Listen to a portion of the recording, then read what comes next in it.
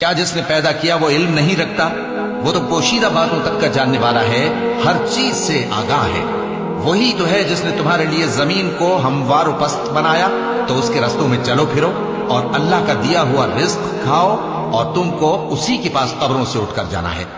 क्या तुम उससे जो आसमान में है बेखौफ हो कि तुमको जमीन में धंसा दे और तभी वो थरथराने लगे? क्या तुम उससे जो आसमान में है निडर हो कि तुम पर कंकर भरी हवा छोड़ दे?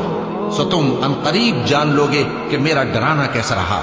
और जो लोग इनसे पहले थे उन्होंने भी झुटलाया था, सो देख लो कि मेरा कैसा अज़ाब हुआ। क्या इन्होंने अपने ऊपर परिंदों को नहीं देखा जो परों को फैलाए रहते हैं और उनको सुकेड़ भी लेते हैं? रहमान के सिवा उन्हें कोई थाम नहीं सकता, बेशक वो हर चीज को देख रहा है। भला ऐसा कौन है जो तुम्हारी फौज बनकर रहमान के मुकाबले में तुम्हारी मदद कर सके? काफिर तो धोखे ही में है।